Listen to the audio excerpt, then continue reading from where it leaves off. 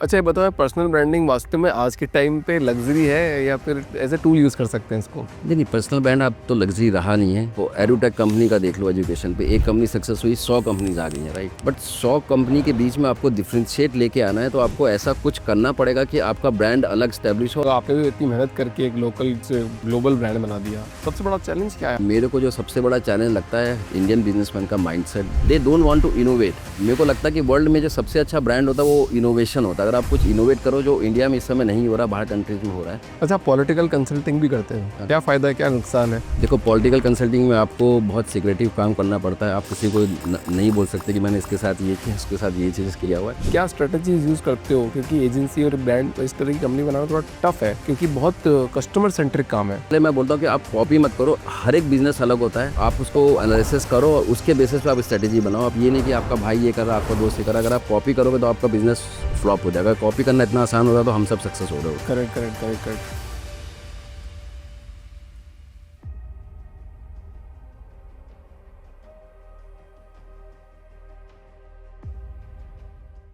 SK Sahu sir, बहुत बहुत स्वागत है आपका द फाउंडर्स ड्रीम के अंदर। अभी अपन थोड़ी देर पहले बात कर ही रहे थे कि फाउंडर को अपनी जर्नी दिखानी पड़ती है, इमोशनली कनेक्ट करना पड़ता है। और विजय माल्या जी का भी पॉडकास्ट आया है। आप विश्वास नहीं करोगे, आज से 25 साल पहले पहले विजय माल्या को लोग जानते थे, बाद में किंगफिशर को जानते थे। और ये 20-25 सालों की जर्नी के अंदर फाउंडर अपने प्रोडक्ट से इतना प्यार करने लगे हैं कि, और बिजनेस में इतना प्यार करने लगे कि वो बिजनेस को ज़्यादा प्रमोट करने लगे रादर देन खुद को। पर आज वही समय वापस आ गया है जहाँ पे फाउंडर अपने आप को बताना चाहता है कि यार मैं इस प्रोडक्ट के पीछे मैं हूँ, मैंने ये काम किया है, या अपनी स्टोरी शेयर करना चाहता है। और इसीलिए हमने फाउंडर्स ड्रीम की शुरुआत करी कि हर एक बंदा अपने प्रोडक्ट को बता सके। और मेरा मेन मिशन विज़न ही यही है कि कोई भी प्रोडक्ट या फिर किसी भी आदमी के साथ काम करने से पहले उसकी थोड़ी मानसिकता जान ली जाए, क्या मिशन विज़न रखते हैं वो जान लिया जाए, तो शायद ज़्यादा रिलेटेबल हो जाता है और ज़्यादा कनेक्ट फील करेगा और अच्छा बिजनेस भी कर पाएगा कि यार ये आदमी से मेरी वाइब मैच कर रही है। क्योंकि सामने सामने तो वाइब मैच करती है, बट आप ऑफ द कैमरा भी वाइब मैच करती है। मतलब जैसे मान लो कोई स्क्रीन पे आपने किसी को देखा और कोई एक स्क्रीन पे आया तो शायद आपके आंसू भी आ जाएंगे, और यार क्या एक्टिंग कर रहा, क्या बंदा है यार। जब क्या उससे कभी मिले नहीं, फिर भी आप उससे कनेक्ट कर लेते हो। तो हमने फाउंडर्स जिम की शुरुआत इसलिए करी सर, और आपको 15-20 साल का एक्सपीरियंस है ब्रांडिंग मार्केटिंग के अंदर। तो आज के इस पॉडकास्ट में हम पूरा ब्रांडिंग मार्केटिंग स्वॉब्स वॉब्स, कैसे एकदम लग्जरी लाइफ में लोग दिखते हैं, कैसे आगे दिखते हैं, अपन सारी बात करेंगे। इवेंट्स की बात करेंगे, स्पॉन्सरशिप की बात करेंगे, तो बहुत सारी बातें होने वाली है। सो सबसे पहले मेरे को ये जानना है सर आपसे कि ब्रांडिंग एक ऐसी चीज़ है कि किसी भी पॉलिटिकल पार्टी का एक नया चेहरा लेके आ सकती है। कितना सच और कितना झूठ है? देखिए, अगर हम लोग पॉलिटिकल कैंपेन की बात करें, पॉलिटिकल कैंपेन टोटल एक परसेप्शन पे बेस्ड होता है, राइट। अगर आज किसी को इलेक्शन जीतना है, ठीक है, 5 साल के बाद अगर इलेक्शन है, उसको लड़ना है और वो उसको जिस मुद्दे पे लड़ना है। अगर हम लोग एक एग्जांपल ले लेते हैं पार्टी का, if you are talking about Aam Aadmi party and all, तो उनका पूरा टारगेट सेगमेंट ही गरीब था जो ऑटो रिक्शा चलाता था। तो उसने स्टार्टिंग से ही उसके ऊपर काम किया, कंटिन्यू कंटिन्यू कंटिन्यू काम किया। तो एक परसेप्शन बन गया कि आम इज़ ओनली फॉर द आम आदमी, राइट। जब उसने इलेक्शन, तो इस प्रकार से बहुत सारी पॉलिटिकल पार्टी जो लोगों को पता ही नहीं होता, वो 5-5 6-6 साल से पहले ही से ही परसेप्शन बिल्ड करने स्टार्ट कर देते हैं। इसका मैं बहुत अच्छा एग्जांपल दूंगा, जाकर बहुत लेटेस्ट चल रहा है। आपने यूएस में देखा होगा इलॉन मस्क के। इलॉन मस्क ने जब ट्विटर खरीदा था तो सब लोगों ने बोला था ये बेवकूफ़ है, इसने ट्विटर इतने महंगे रेट में लिया, डबल द प्राइस उसने परचेस किया है। बट आज आप देखो उसका उसका कितना बेनिफिट मिल रहा है। तो वो भी एक फाउंडर है, बट उसकी सोच कितनी आगे है वो आप देखो, बिकॉज उसने उस ट्विटर को यूज़ करके पूरा इलेक्शन कैंपेन पूरा मैनिपुलेट किया। और आज वो जो है एक प्रेसिडेंट उसने वहाँ पर बैठाया है बेसिकली। तो ये एक बेसिकली पॉलिटिशियन की जो ताकत होती है, they all do perception kind of marketing. मतलब सोशल मीडिया के थ्रू मतलब अपना पूरा ब्रांड बिल्डिंग कर सकते हो, अपनी इमेज बिल्ड कर सकते हो, खराब करवा सकते हो, सब कुछ आपके हाथ में होता है। हाँ, बेसिकली क्या है आजकल तो सोशल मीडिया, देखिए अभी जैसे ठीक है मेरी जनरेशन थी, हम लोग के जनरेशन में सोशल मीडिया का इतना इम्पैक्ट नहीं था। और एक्चुअली में मैं भी बहुत ज़्यादा बिलीव नहीं करता था। मेरा जो हमेशा बिलीव होता था कि हम लोग बिलीव करते थे 1-to-1 मीटिंग में। आपको याद होगा कि हाँ, हमारे समय में हम लोग बैग उठाते थे, मीटिंग करते थे, चले जाते थे। बट आज की जनरेशन और आज इनोवेशन इतना स्मार्ट हो गया है कि आज आप बैठे-बैठे अब आप मीटिंग की ज़रूरत नहीं है, ज़ूम कॉल करो, ये करो। तो आज सोशल मीडिया ने तो बहुत सारी चीज़ों को मतलब डोमिनेट कर रही है मार्केट में। अगर आप एक अच्छा राइट ब्रांड है, मतलब कि परसेप्शन और रियलिटी आपकी सेम है, मतलब कि आप किसी को झूठ नहीं बोला, आपने एक परसेप्शन दिया कि yes I am the best. I am producing ये बेस्ट प्रोडक्ट और वो रियलिटी में है, तो आपको आगे बढ़ने से कोई नहीं रोक सकता। This is all about the branding, this is only brand. अच्छा, ब्रांडिंग को लोगों ने सब एक मिथ बना दिया, ब्रांडिंग इज इक्वल टू लोगो। नहीं नहीं, लोगोस जो हैं, लोगो तो कभी भी ब्रांडिंग था ही नहीं। ठीक है, लोगों में अगर आज इंटरनेट पे सर्च करो लोगो के लिए तो यू विल फाइंड 1000 कंपनी जो सिर्फ लोगोस ही बनाती हैं। और आजकल ऐसे ऐसे ऐप आ गए हैं कि फ्री ऑफ कॉस्ट लोगो बन जाता है आपका। बट क्या था, लोगों से अगर सक्सेस मिलती तो हर एक बंदा सक्सेस हो रहा था। बट लोगों के साथ साथ आपके पास स्ट्रेटेजी होनी चाहिए कि इसको हम लोग 5 साल में 6 साल में कैसे सिर्फ लोगों ही देख के समझ में आ जाए कि यार इसका मतलब ये प्रोडक्ट है, इसका मतलब ये प्रोडक्ट है। और वहाँ पर क्या होता है, आपका इन्वेस्टमेंट जाता है और वहाँ पर लोग इन्वेस्टमेंट करना चाहते नहीं है। आजकल के स्टार्टअप में आपने देखोगे अजीब अजीब से भी नाम आते हैं, अजीब अजीब से भी लोगो आते हैं, बट उसके बाद उनके पास कोई स्ट्रेटेजी नहीं होती है। तो मैं ये बोल रहा हूँ कि लोगो से ही आपका सिंपल ब्रांड नहीं बनता। लोगो तो सिर्फ एक आपका पहला स्टेप है। लोगो is not a very challenging work, anybody can make good logo right now. इसके साहू सर, आपका जो बिजनेस है मेन, वो इवेंट क्रिएशन का है। सी बेसिकली WBR का मतलब होता है world brand review corporation, right. हम लोग एक ब्रांड कंसल्टिंग कंपनी है। इंडिया के अंदर टॉप 4 ये जो कंसल्टिंग कंपनी आप जानते होंगे नाम, ठीक है, ये उनको करती हैं जो कंपनी बहुत बड़ी बड़ी होती हैं। हम लोग जो कंसल्टिंग करते हैं, हम लोग माइक्रो एसएमईज और एसएमईज करती है जिनका टर्नओवर जो है 5 करोड़ से लेके 500 करोड़ तक जाता है। इन कंपनीज के पास कोई भी कंसल्टिंग कंपनी नहीं है, because if we are talking about these 4 consulting company, इनके विजिटिंग चार्जेस ही 80-80 लाख रुपए में होते हैं, राइट। तो वहाँ पर वो तो मैंने जो अपना सेगमेंट सुना है, माइक्रो एंड एसएमई सेगमेंट सुना हुआ है, जो इंडिया का 70% जीडीपी के अंदर ग्रोथ देता है। बट ये बेचारे क्या होते हैं, इनके पास प्रोडक्ट बहुत अच्छा होता है। आज आप एप्पल फ़ोन की बात कर रहे हैं और आप अगर कुछ कार की बात कर रहे हैं, कोई इंजन की बात कर रहे हैं, आप आई एम श्योर आप भी काफ़ी लोग से मिलते होंगे जो छोटे छोटे मैन्युफैक्चर, उनके पास उससे अच्छा प्रोडक्ट है, बट वो कभी उसको प्रमोट ही नहीं कर पाते क्योंकि बेचारों के पास वो समझ ही नहीं आता, उनके पास विजन ही नहीं है।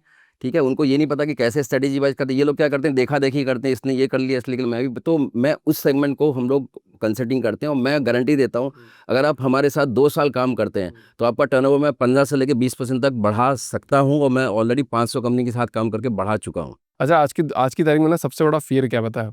मैं बताता हूँ सर। सबसे बड़ा फियर है फोमो का, फियर ऑफ मिसिंग आउट। सो एक यूएस की कंपनी है और जो वीडियो प्रोडक्शन करती है, वीडियोस ऐड बनाती है, तो उनके वीडियोस काफ़ी वायरल जा रहे थे। तो मेरा एक फ्रेंड मिला उनसे कि यार सर हम वीडियो बनाते हैं। बोला कि तुम भी बनाते हो? अच्छा, मैंने एक कंपनी को अभी जस्ट ऑर्डर दिया है 25 लाख रुपीज़ का वीडियो ऐड का। बोला 25 लाख रुपये ऐड बनाओगे आप? बोला कि वाई नॉट। बोला कि हम भी ऐड बनाते हैं। बोला कि सेम ऐड हम बना देंगे 5 लाख में। तो बोला कि आप उनके पास गए क्यों? बोला यार उसके सारे वीडियोस वायरल हो रहे थे, I don't want to miss out that. और वो 25 लाख रुपए उस वीडियो के लिए दे दिए। सबसे बड़ा, अभी थोड़ी देर पहले एक पॉडकास्ट में एक सर आए, उन्होंने बोला मेरा ऑलरेडी सेटअप है और मेरी करोड़ों की कंपनी है, मैं किसी ब्रांड के लिए बनाता हूँ। फियर ऑफ मिसिंग आउट में वो बोल रहे हैं कि सर वो प्रोडक्ट बनाते हैं, उनका प्रोडक्ट वायरल हो रहा है, अब सब कुछ जा रहा है, तो मैं क्यों नहीं बना लेता हूँ? मैंने बोला सर उनका माइंडसेट काफ़ी डिफरेंट है, वो मार्केटिंग अलग तरीके की, आप मैन्युफैक्चरिंग हो, आप समझो आप किंग हो, आप क्यों उस रेस में जाना चाह रहे हो? बोला नहीं नहीं, उनके प्रोडक्ट भी बहुत चलते हैं, हमको पता है कैसे बनते हैं, तो हम भी बना लेंगे। बट ये पॉसिबल बहुत कम है। देखिए, मैं इसमें आपका एग्जांपल लेता हूँ। आप पॉडकास्ट कर रहे हैं, बहुत सक्सेसफुली पॉडकास्ट कर रहे हैं। काफ़ी सेलिब्रिटी लोगों ने भी ट्राई किया कि वो भी पॉडकास्ट करें, अच्छे से सेलिब्रिटी, उनके पास व्यू ही नहीं आ पा रहे हैं। बिकॉज क्या होता है ना कि आपने एक लोगों के साथ कनेक्ट किया, वो उनके साथ कनेक्शन नहीं आता है ना। सेलिब्रिटी, उन लोगों को लगता है यार ये तो सेलिब्रिटी, ये तो ऑलरेडी बहुत पैसे कमा रहा है, ये कर, मतलब बहुत सारी माइंडसेट होती है। तो इसलिए मैं बोलता हूँ कि आप कॉपी मत करो। हर एक बिजनेस अलग होता है, राइट। आप उसको एनालिसिस करो और उसके बेसिस पे आप स्ट्रेटेजी बनाओ। आप ये नहीं कि आपका भाई ये कर रहा है, आपका दोस्त ये कर रहा है, अगर आप कॉपी करोगे तो आपका बिजनेस फ्लॉप हो जाएगा। कॉपी करना इतना आसान होता है तो हम सब सक्सेस हो रहे होते हैं, राइट। मेरा एक चैनल और है द पावरफुल ह्यूमंस करके। मैं बोला कुछ भी एआई आ जाए, मशीनरी लगा दो, कुछ भी लगा दो, एरोप्लेन भी चल रहे हैं, फिर भी वहाँ पे 2 पायलट बैठते हैं। वो नहीं बैठेंगे तो लोगों की सांसें अटक जाएगी। अब देखिए, मेरा ये मानना होता है कि जब आदमी किसी से प्यार करता है ना, तो वो लॉजिक छोड़ देता है। ठीक है, प्यार में ऐसी ताकत होती है। यही अगर आपके ब्रांड को कोई बंदा प्यार करना स्टार्ट कर देना, आप कुछ भी करोगे ना। एप्पल का एग्जांपल ले लो, people love Apple phone, right. तो उस समय लॉजिक काम नहीं आता है। तो मेरे ख्याल से ब्रांडिंग में आप अपने ब्रांड को ऐसे ले जाओ, ऐसे ले जाओ, इतना इमोशनल भी आप कनेक्ट करो कि लोगों को लगे कि यार, मतलब कि वो अपने पार्टनर को मिस कर रहा है, एब्सोल्युटली राइट। राइट। इस प्रकार से होना चाहिए काम। मैं भी चाहता हूँ, मतलब मैं मतलब इंडिया के एकदम रूट में जाना चाहता हूँ। मतलब हर मतलब बड़े लोग तो बनने होंगे तो वैसे ही बन जाएंगे सर। देखो सिंपल, देखो कोई करोड़पति बनना होगा, जो बड़े हो रहे हो यार हम तो वो उनका सेट हो गया, बन गया। 140 करोड़ की जनता में 25 लोग ऐसे होंगे जो ऊपर बन गए होंगे। बाकी क्या, बाकी चाहिए बात करने वाला आदमी कि यार मेरे को समझे, मेरे से बात करे, और फिर आगे बढ़े, तो क्या और शायद चीज़ें बहुत तेज़ी से बढ़ने लग जाती है। नहीं, मेरा ये मानना है कि आपके ना लाइफ में फाइनेंशियल गोल तो हो, लेकिन फाइनेंशियल गोल से ज़्यादा जो मेरे को लगता है कि आपको ना पैसे के पीछे नहीं भागना चाहिए। आपको कंटेंट, आप सोसाइटी में क्या कंट्रीब्यूट कर रहे हो आप वो काम करो। पैसा तो अपने पा ही जाता है, देखिए पैसा बनाना आजकल के समय में बहुत बड़ा चैलेंजिंग काम नहीं है। आप सब अपने काम पे फोकस करो। आप ये देखो कि किस सोसाइटी को आप चेंज कर रहे हो, क्या पॉजिटिव इम्पैक्ट लेके आ रहे हो आप। अच्छा, ये बताओ, पर्सनल ब्रांडिंग वास्तव में आज के टाइम पे लग्ज़री है या फिर टूल से use, as a tool use कर सकते हैं इसको? नहीं नहीं, पर्सनल ब्रांड आप तो लग्जरी रहा नहीं है ना। आजकल आप देखो कि कोई भी आप बिजनेस देख लो और उसके उस बिजनेस के साथ साथ आपको 100 सेम बिजनेसेस मिल जाएंगे। आजकल क्या कल्चर हुआ है कि यंग जनरेशन में कोई भी बिजनेस स्टार्ट होता है, थोड़ा भी सक्सेस होता है, 10 15 20। आप एडुटेक कंपनी का देख लो, एजुकेशन पे एक कंपनी सक्सेस हुई, 100 कंपनीज आ गई हैं, राइट। बट 100 कंपनी के बीच में आपको डिफ्रेंशिएट लेके आना है तो आपको ऐसा कुछ करना पड़ेगा कि आपका ब्रांड अलग स्टैब्लिश हो लोगों को, क्योंकि इतनी सारी भीड़ में आप कैसे अपने को करोगे। अगर 100 लोगों ने सफ़ेद शर्ट पहनी है, आपको एक काली शर्ट तो पहननी पड़ेगी ना अलग करने के लिए। तो दिस इज़ ऑल, तो ये आजकल लग्जरी नहीं है, ये आजकल सबके लिए ज़रूरी है। जो लोग इस बात को आज समझ जाएंगे ना, वो देखना 5 साल के बाद शायद मेरे को अप्रिशिएट कर रहे होंगे या आपको खोज रहे होंगे। Absolutely sir. अच्छा, एक बात बताओ, आपने भी इतनी मेहनत करके एक लोकल से ग्लोबल ब्रांड बना दिया, सबसे बड़ा चैलेंज क्या है आपको लाइफ में? देखिए, लोकल से अगर हम लोग ठीक है ग्लोबल ब्रांड की तरफ जाते हैं, जो मेरे को जो सबसे बड़ा चैलेंज लगता है बेसिकली हम लोग को लोगों को हेल्प करते हैं एसएमईज को ब्रांड बनाने में। इंडिया का माइंडसेट, इंडियन बिजनेसमैन का माइंडसेट जो है वो, देखिए इंडियन का जो सोच है, मैक्सिमम इंडियन की मैं सोच बताता हूँ, इनको एक अच्छी लड़की चाहिए शादी करने के लिए, एक अच्छा घर चाहिए और एक अच्छी गाड़ी चाहिए। मर्सिडीज ये सब आ गया तो ये क्या होते हैं, सेटिस्फाई हो गया कि हाँ भाई मेरी लाइफ सेट है। और उसके बाद ये काम ही नहीं करते हैं, या काम करते हैं तो बस ये है कि हाँ ठीक है, या घर का वो हो रहा, मतलब कि they don't want to innovate. See, मेरे को लगता है कि वर्ल्ड में जो सबसे अच्छा ब्रांड होता है वो इनोवेशन होता है। अगर आप कुछ इनोवेट करो जो इंडिया में इस समय नहीं हो रहा, बाहर कंट्रीज में हो रहा है, क्योंकि लोगों का यहाँ माइंडसेट नहीं है उस प्रकार से, बिल्कुल भी माइंडसेट नहीं है। यही अगर आप यूएस में देखो बहुत इनोवेशंस होते हैं, आप यूके में देखो बहुत इनोवेशंस होते हैं, बहुत साइंटिस्ट भी आते हैं, अलग अलग चीज़ें, दवाइयाँ हो रही हैं, कभी कुछ बन रहा है, एआई बन रहा है, ये सब बन रहा है। बट लोगों का माइंडसेट नहीं। लेकिन यही लोग जो इंडिया के हैं, ये जब बाहर जाते हैं ना यूएस में, अब तब देखो एआई जो लेके आया है, भले नाम किसी का हो, लेकिन उसके पीछे सब इंडियंस हैं, ठीक है। गूगल फेसबुक के पीछे सब इंडियंस है, तब उनका माइंडसेट चेंज हुआ था, क्योंकि वहाँ का माहौल ऐसा है ना, इतना अच्छा इन्वायरमेंट है, तो तब वो चेंज करते हैं। बट इंडिया में वो लोग नहीं चेंज कर सकते, because system is like that only. Correct correct. आप तो बाहर की बात कर रहे हो, अब मैं तो छोटी सी बात कर देता हूँ। यहाँ पे मान लो कि हम लोग ही अब ट्रेन में जाएंगे तो हमारा हम माहौल कैसा होगा, हम कैसे बिहेव करेंगे। यही हम फ्लाइट में जाएंगे तो एकदम सोफिस्टिकेटेड और एकदम बैग वैग कैसे पकड़ेंगे, कचरा भी डस्टबिन के अंदर में टुपक करके डालेंगे और बैठेंगे भी काफ़ी तमीज़ से। तो माहौल का बहुत। माहौल का फ़र्क है ये तो, मतलब आपके सराउंडिंग्स का फ़र्क है। मैंने गोविंदा जी की मतलब गोविंदा जी की वाइफ के साथ भी पॉडकास्ट किया, तो वो भी यही बोल रही है कि यहाँ की गोविंदा की जो सराउंडिंग है ना, 5-6 लोग, वो सही नहीं है। वो सही सलाह नहीं देते हैं। उनको बदलना ज़्यादा ज़रूरी है। मैंने बोला, आप पॉडकास्ट बोल रहे हो तो हाँ, क्या हो गया? सही बात तो सही बात है। माहौल का फ़र्क पड़ता है। अच्छा, एक बात बताओ सर कि जो भी एमएसएमई है, जो छोटे स्टार्टअप है, वो बड़ा बनने का सोच रहे हैं, बड़ा बनने जा रहे हैं। बट कोई ऐसा-ऐसा ब्लाइंड स्पॉट होता है जो उनको पता नहीं चलता है, जिसके कारण वो बड़ा नहीं बन पाते हैं? देखिए, मैंने आपको ये जो है पहले ही बताया है कि आपको बड़ा सरप्राइज़ होगा अगर मैं कंपनी के साथ जुड़ा था और बहुत अर्जेंसी था कि हमें कुछ 9 या 10 दिन में कुछ काम करना था, उसको भी इन्वॉल्वमेंट होना था। उसको मैंने कॉल किया तो उसने बोला कि सर अभी ठीक है, नवरात्रि आ गई है। सी, मैं किसी को ये नहीं बोल रहा हूँ कि ठीक है हमारा फेस्टिवल आपको वो करना चाहिए, बट आपको ये चीज़ समझ में आना चाहिए कि जो आपका बिजनेस है या ये जो आपका ब्रांड है वो आपका बच्चा है। जैसे आप अपने बच्चे को रखते हो ना, वैसे आपका ब्रांड है। तो आपको उस लेवल पे कमिटमेंट रहना चाहिए। मेरे ख्याल से आई एम श्योर आपने भी देखा होगा, आप भी इतने सारे पॉडकास्ट करते हैं। तो यहाँ जैसे लोग को जो लोग जो रीज़न देते हैं, वो रीज़न मेरे को बहुत लॉजिक नहीं लगता है, राइट।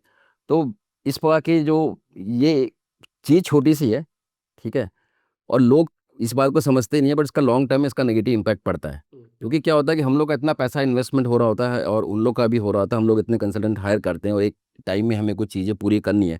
बिकॉज हम लोग भी एक किसी किसी के साथ काम करते हैं, तो एक काम टाइम बॉन्ड होता है कि ये काम 1 हफ्ते में करना है, 1 मंथ में करना है, और उसके बीच में कुछ भी, अब जैसे मेरा है, उसके बीच में कुछ भी आ जाए ऐसा कुछ नहीं है, मैं तो जाऊँगा जाऊँगा। अगर मेरे पापा की भी तबीयत ख़राब होगी, मम्मी की भी तबीयत, बट एक है, मैं उनको भी टाइम दूँगा, बट मैं अपना भी कमिटमेंट पूरा करूँगा। ये कमिटमेंट लेवल मेरे को लगता है होना चाहिए लोगों में, राइट, वो कमिटमेंट लेवल वो नहीं है। मिसिंग है। अच्छा, इसीलिए इसी कारण क्या आपने इंडियन ब्रांड ग्लोबल ब्रांड नहीं बन पा रहे हैं? क्वालिटी की कमी है, कमिटमेंट की कमी है? क्वालिटी की तो कमी नहीं है इंडिया में। देखिए, एक यूएस का माइंडसेट और इंडिया के माइंडसेट में क्या होता है, यूएस वाला 10 रुपए की चीज़ 1000 रुपए में बेचता है, ठीक है, उसके बाद भी वो खुश नहीं होता है। इंडिया वाला बंदा 10 रुपए की चीज़ थी कि 15 रुपए में बेचेगा ना, वो बंदा खुश होता है इतने कम मार्जिन में। बिकॉज यूएस को अगर देखें, US is the king of branding. अब जितने भी इंडिया के अंदर ब्रांड्स हैं पूरे वर्ल्ड में, वो सिर्फ यूएस ही डोमिनेट कर रहा है। बिकॉज मैंने आपको कहा था ना, वहाँ का इन्वायरमेंट और कल्चर ऐसा है कि बंदा अपने भी काम करता है, अपने भी उसके मतलब पैरों के अंदर चक्री लगी रहती है, जो बोल सकते हैं। इंडिया में वो चीज़ है। और देखो, आई लाइक आई होप कि ये फ्यूचर में ठीक हो जाए। और देखो, let's hope for the best. India में मोबाइल पे ड्रीम 11 पे गेम खेलना है, टीम बनानी है। हाँ, वो सब मतलब मेरे को तो बड़ा ये लगता है कि यार, लोग इस प्रकार की एक्टिविटीज़ लॉटरी में और ये में आप कैसे सोच सकते हो कि आप जीतोगे। इनफैक्ट मैं भी काफ़ी स्पोर्ट्स खेलता हूँ, लेकिन मैंने आज तक कभी घर पे कैरम बोर्ड इंडोर गेम कभी नहीं खेला। मेरे को लगता है स्पोर्ट्स मतलब स्पोर्ट्स यार, है ना, आप जा रहे हो बाहर खेल लो, आपकी आपकी हेल्थ भी चाहिए, वो सब चाहिए। अच्छा, एशिया और यूरोप है ना, मतलब इंडियन को अगर वहाँ पे बिजनेस करना हो तो क्या कल्चरल माइंडसेट को समझना होगा? देखिए, यूरोप जो है वो बहुत ही प्रोसेस ड्रिवन इकोनॉमी है, और इंडिया में है वो थोड़ा जुगाड़ है, ठीक है। तो इस चीज़ में मैं आपको सिंपल सा एग्जांपल देता हूँ। इंडिया में जब कोई भी टेंडर आता है, आप किसी से पूछो कि भाई सड़क का टेंडर आया है, फर्नीचर का टेंडर आया है, तो आप बोलोगे, आप लोग को सुनोगे कि यार मेरा रेट तो सबसे कम है, ठीक है, तो मेरे को ही मिलेगा, राइट। यूरोप में ऐसा नहीं है, आपका रेट सबसे ज़्यादा होगा तब भी आपको मिलेगा, because they go for the quality. मतलब ये नहीं कि भाई आपने ठीक है कम दिया, क्वालिटी नहीं है, आपका प्राइसिंग भी बहुत ज़्यादा बट क्वालिटी अच्छी है, तो वो उनका माइंडसेट है। और आप देखो, इंडिया में कोई भी चीज़ होगा ना, हाँ भाई कितना डिस्काउंट है, क्या कम रेट है, क्या रेट है, मतलब कि 90% जो लोग हैं वो इसी माइंडसेट में ये काम कर रहे हैं। इसलिए यहाँ पर लग्जरी ये जो ब्रांड्स हैं, उनको भी बहुत सक्सेस लेने में बहुत मुश्किल होती है। लेकिन ये जो मास वाली ये जो कंपनीज हैं, जिनका प्रोडक्ट 300 400 500 रुपये का होता है, वो कंपनी ज़्यादा जो बेटर करती हैं। करेक्ट करेक्ट कर पता है, आजकल तो इंडियन, तो गवर्नमेंट की बात कर रहे हो, इधर इंडियन कंपनीज का भी, बड़ी बड़ी कंपनीज का भी माइंडसेट ऐसा हो गया कि मान लो कोई कंपनी किसी एजेंसी के साथ एसोसिएट हुई है। अब मान लो 1 करोड़ का प्रोजेक्ट दिया है कि भैया कि आपको 1 करोड़ का प्रोजेक्ट ऐसे से करना है, और वो 1 डेढ़ साल 2 साल से एसोसिएटेड कर रहे हैं। अगर किसी ने बोला कि सर 99 lakhs में मिलेगा, बोले तो क्या बात कर रहे हो, अच्छा ठीक है, डन चेंज। वो फ़र्क ही नहीं पड़ रहा कि भैया आपका जो काम चल रहा था शायद ऊपर नीचे हो सकता है या फिर कुछ दिक्कत हो सकती है, नहीं, 1 लाख रुपए की ब्रांड के चक्कर में आपका पूरा प्रोजेक्ट भी खराब हो सकता है, बट आप चेंज कर दोगे तुरंत। हर कंपनी यही चाहती है कि तुरंत वेंडर कैसे चेंज किया जाए। अब इसका एक एग्जांपल लेता हूँ, जैसे हमारे कुछ इवेंट्स होते हैं, तो कितनी बार क्या होता है कि ना स्क्रीन जो है स्विच ऑफ हो गया 5 मिनट के लिए, 4 मिनट के लिए। अब क्या होता है, मेरे जो स्टाफ होता है बोलता है सर इसके पैसे काटो वेंडर के, ये हो गया। मैं कहा नहीं यार, पैसे हम लोग उसको पूरा देते हैं, बट ठीक है नेक्स्ट टाइम नहीं होना चाहिए। मतलब ये माइंडसेट है।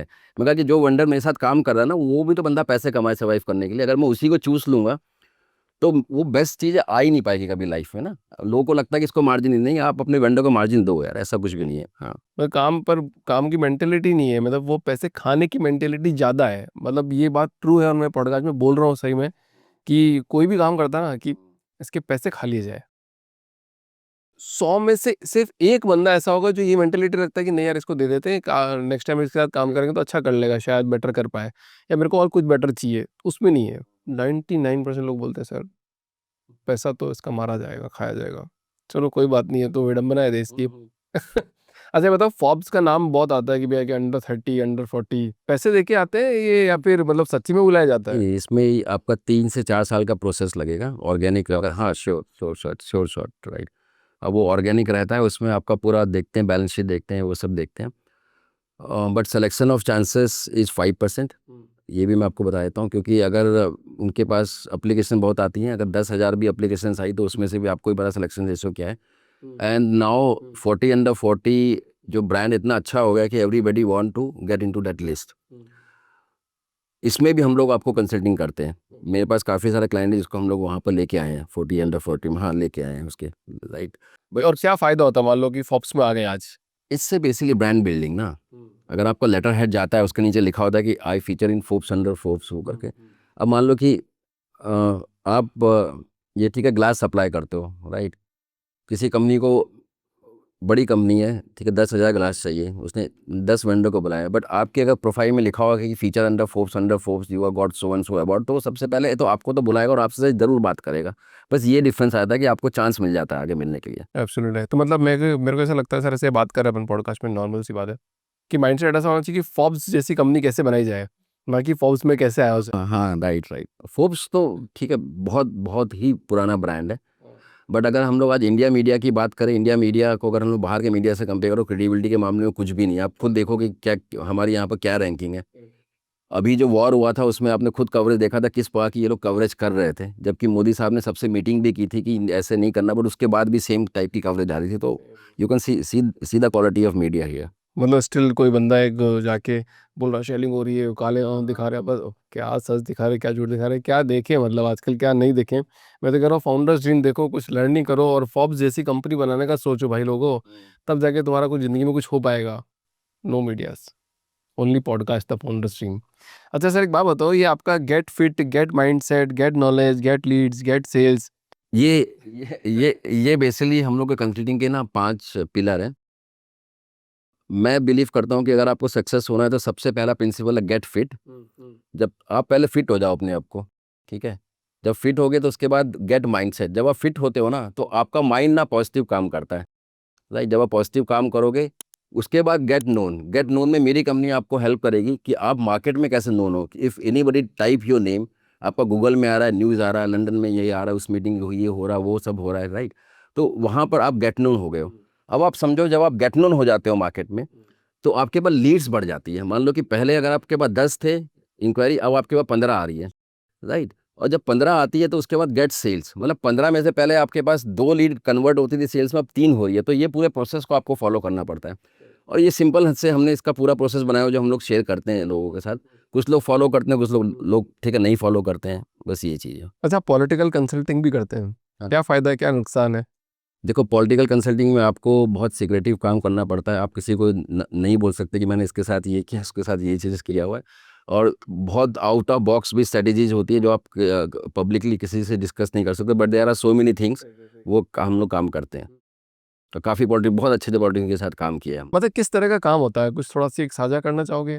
मान लो कि कोई पॉलिटिकल पार्टी पावर में नहीं है यहाँ पर, ठीक है, सेकंड रन है, राइट। और उसको ये लगता है कि यार मेरे को कोई सुन नहीं रहा है ना।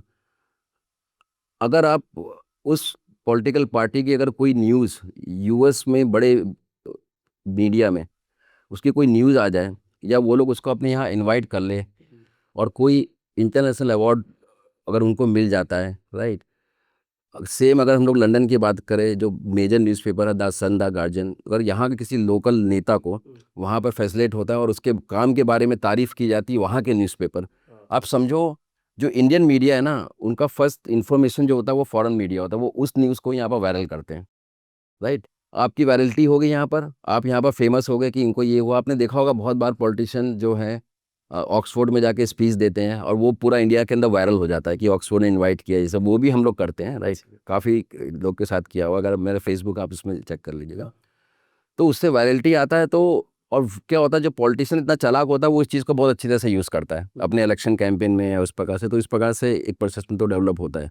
पर ये तो आप तो अभी आपने सामने सामने बोल दी बात, तो इससे नेगेटिव इम्पैक्ट नहीं पड़ेगा? It's a like very common thing कि अगर आप किसी बाहर के अगर कोई बड़ी मीडिया आपको फीचर कर रही है, कोई टॉप की मीडिया आपको फीचर कर रही है, तो आप ऑटोमेटिकली इंडिया में फेमस हो ही जाओगे अपने आप ऑटोमेटिक। अपने आप, क्योंकि हर एक मीडिया फॉलो करती है उस न्यूज़।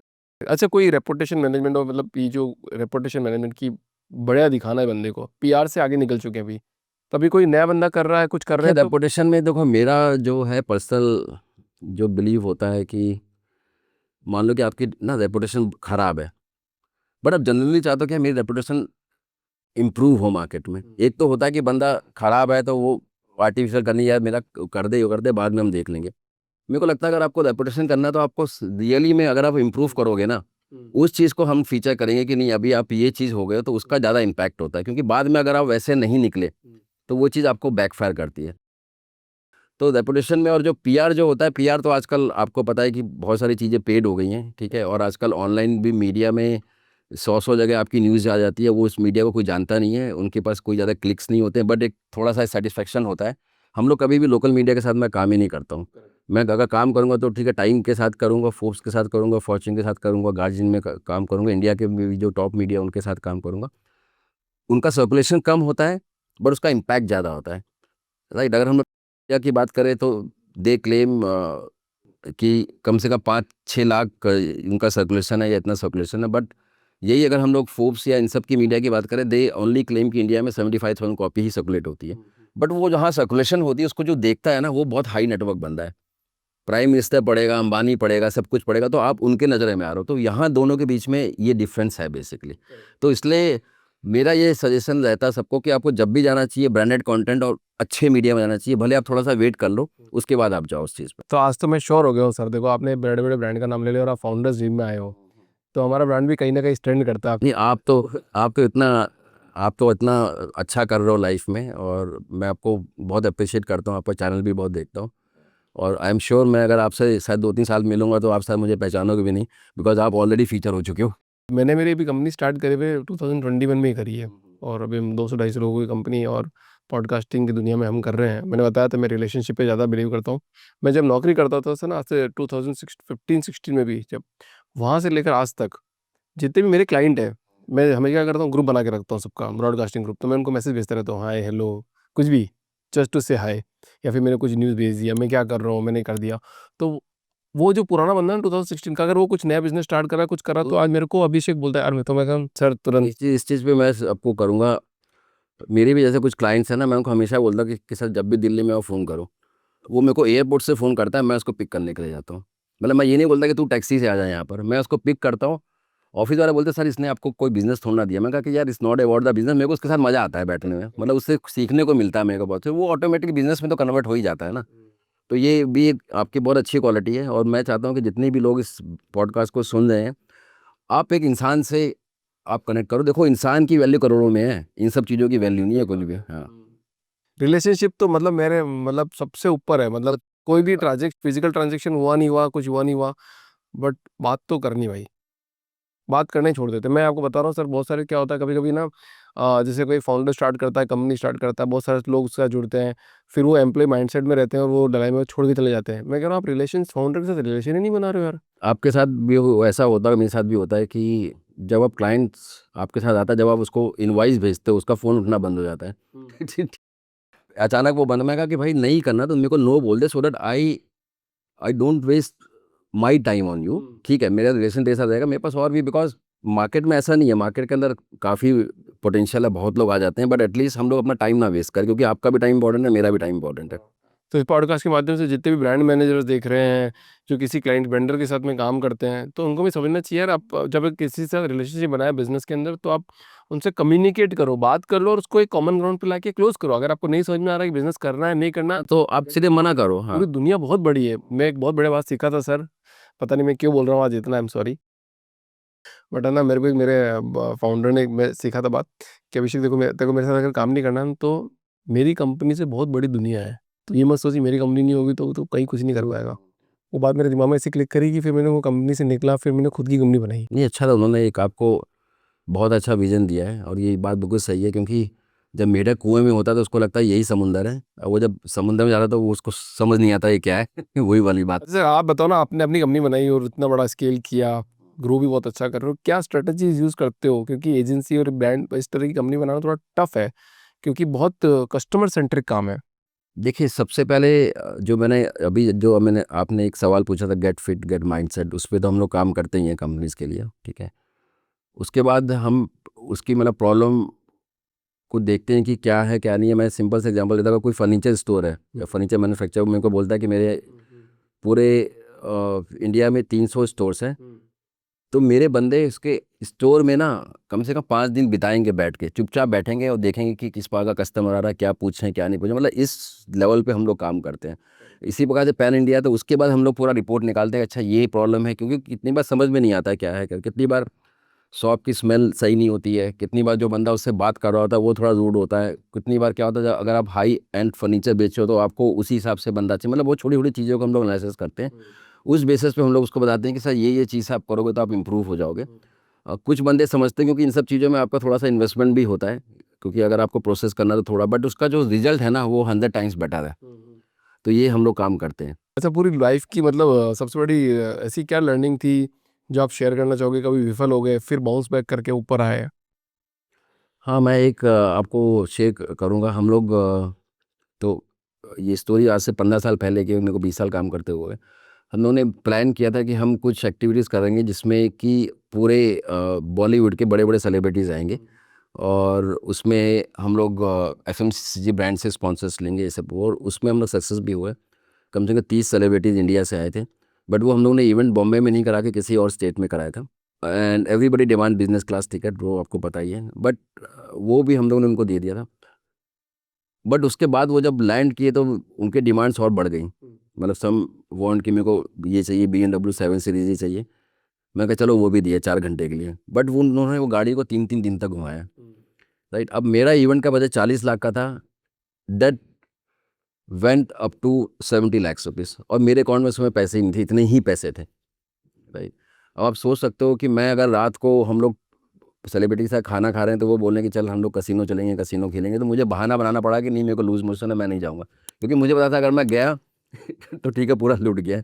तो ये छोटी छोटी एक्टिविटीज़ हम लोगों ने सीखा है, फिर वहाँ से हम लोगों ने बाउंस बैक किया। मैंने कैसे होटल को कन्विंस किया बहुत सारी चीज़ों के लिए, क्योंकि जब आपके पास नहीं था तो नहीं था, क्योंकि वो मैंने एक्सपेक्ट नहीं किया था। बट हाँ, उसके बाद मैंने इतनी अच्छी चीज़ मतलब लर्निंग हुई, आज तक फिर वैसे एक्टिविटीज़ हम लोगों ने की नहीं है, या की है तो उसको इतना अच्छा से मैनेज किया कि वो आज हमें बहुत अच्छा ग्रो। आज भी बहुत सेलिब्रिटी के साथ मैं पर्सनली काम करता हूँ, कियारा आडवाणी हो गया, ठीक है, माधुरी जी हो गई, इनके साथ हम लोग जो है बहुत सारा काम करते हैं। अगर आप मेरे जाएंगे इंडिया के जो है टॉप सेलिब्रिटी के साथ भी हम लोग काम करते हैं वाह। For reputation management and all.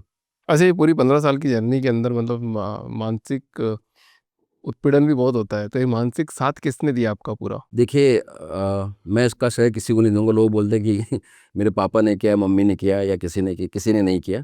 ये मैं आपको क्योंकि क्या था कि फादर एयरफोर्स में थे, स्टिक थे। बट मैंने जब काफ़ी सोचा कि इसका श्रेय किसको गया, तो बस मैंने एक चीज़ मेरे को समझ में आया कि इसका श्रेय पेरेंट्स को जाता था, क्योंकि उन्होंने मेरे को डिसिप्लिन बनाया। उन्होंने मेरे को कभी हेल्प नहीं किया, उन्होंने मेरे को लात मार के बोला कि तू जा, तेरी दुनिया तू देख, वापस मत आ यहाँ पर, ठीक है। लेकिन उन्होंने जो मेरे को जो डिसिप्लिन दिया, सुबह 5 बजे उठना, एक्सरसाइज करना, एक प्रोसेस करना, इतने बजे पढ़ना, टाइम से सो जाना, राइट, इस डिसिप्लिन को मैंने फॉलो किया इतने सालों से, और वो चीज़ें ऑटोमेटिक होती रही। मेरे पापा हमेशा बोलते थे कि बेटा एग्जाम है तो आपको आखिरी दिन नहीं पढ़ना है, रोज़ थोड़ा थोड़ा काम करते रहना है। तो वही मेरी स्ट्रेटेजी आज भी होता है। आज भी मेरे को कोई भी टारगेट होगा, मैं रोज़ थोड़ा करता रहता हूँ, वो ऑटोमेटिकली।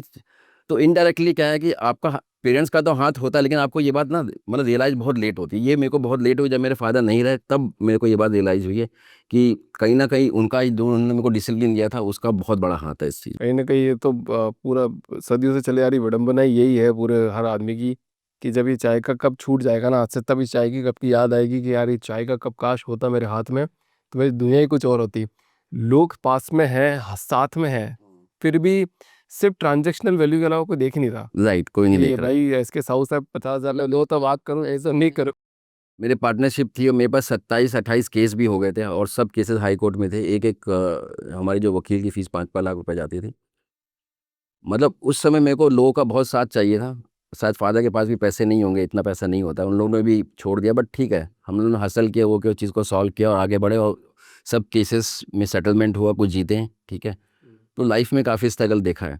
तो कितनी बार लगता है कि नहीं यार, मैंने तो अकेले ही किया है, लेकिन क्या होता है कि अकेले नहीं होता, वो क्या होता है कि कहीं न कहीं बैकग्राउंड माइंड जो पेरेंट्स ने जो आपको सिखाया है ना, वो चीज़ बढ़ती रहती है, और उससे ही आप सक्सेस होते हो। बहुत बढ़िया सर, इस पॉडकास्ट का एक आखिरी सवाल आपसे, मतलब आपकी जर्नी से अगर कुछ चीज़ निकालनी पड़े और मतलब मैं आज मेरे ऑडियंस को दे दूं कि यार ये चीज़ तो तुम्हारी लाइफ में शायद हो सकता है, क्योंकि बहुत सारी चीज़ें सेम भी होती है, कि यार पापा वाली बात हो गई या फिर कंपनी वाली बात हो गई, तो ऐसी क्या लर्निंग हम आपसे लेके आज ऑडियंस को दे सकते हैं?